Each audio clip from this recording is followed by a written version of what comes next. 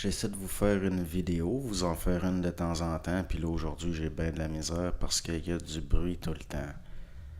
Aussi bientôt je vais recevoir de la visite, donc je manque de temps un peu. Par rapport là, à la colère, il y a la différence entre une colère psychologique puis une colère mentale. Comment on perçoit la différence? Ben, tout simplement par les effets que ça produit. Par rapport là, à la conscience psychologique, la conscience psychologique, c'est juste comme une callosité qui se formerait au niveau d'une friction de l'expérimental. C'est un peu en se frottant aux événements que se développe au niveau d'un jeu subtil entre l'inné et l'acquis en s'enregistrant dans le psycho-émotionnel de l'ego, dans l'homme, une conscience psychologique qui est un peu, comme je vous dis, une callosité qui se forme au niveau d'une friction qu'on pourrait appeler l'expérimental planétaire. Je déparle un peu. Je pense que je suis fatigué un peu. Dernièrement, on a notre bon gouvernement qui est entré dans une nouvelle phase de sa façon de communiquer. Ben, ça fait un bout de temps qu'il prépare ça. Nous sommes à l'ère de la télé-réalité, donc ça prend un peu, si on peut dire, là, il y a des équipes là, qui sont, au lieu de laisser des notes et puis d'avoir une certaine transparence, ben non, il y a des journalistes de nos amis de TVA qui s'en vont, qui ont suivi pendant un bout de temps le cabinet du ministre Dubé, puis on nous l'ajoute télé-réalité.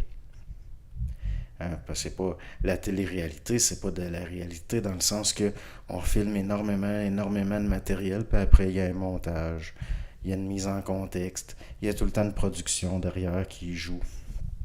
Puis c'est ça moi que je constate. Nous avons une comédienne dernièrement qui a fait une sortie.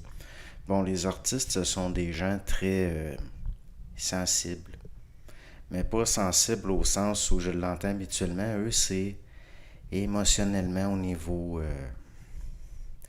Donc, il y a une certaine... comment est-ce qu'on pourrait appeler ça? Impulsivité parfois. C'est pas mauvais, tout ça sert. Tout sert. J'ai jamais été contre quoi que ce soit au fond. Parce que tout sert. Je l'ai dit souvent, mais il y en a qui me connaissent depuis pas longtemps. Bon, c'est quoi ça? Il m'apparaît des icônes par rapport. Pas des icônes, mais des fenêtres. Nous avons... ah oui, je voulais dire quelque chose.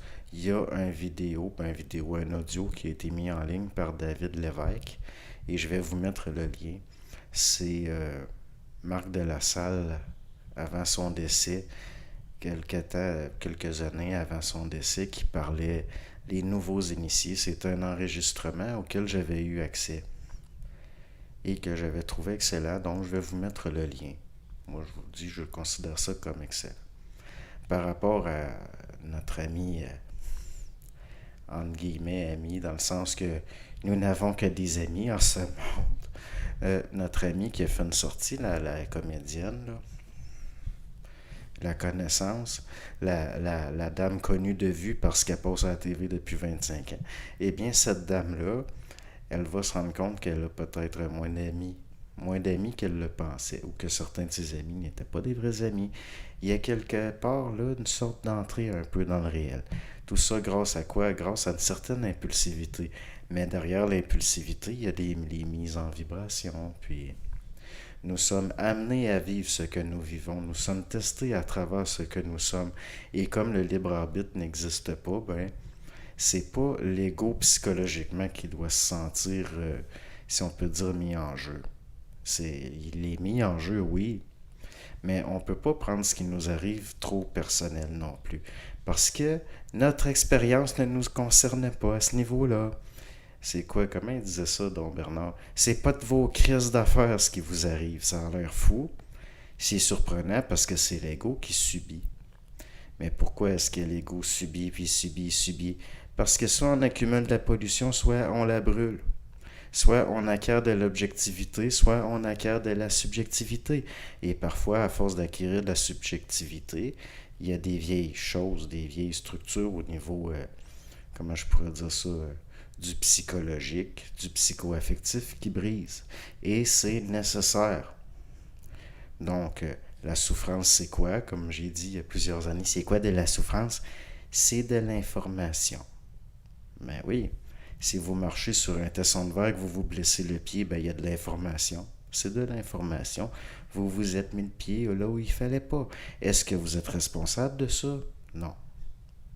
Par contre, à l'avenir, au niveau de votre âme, qui est censé essayer d'évoluer, ben essayez.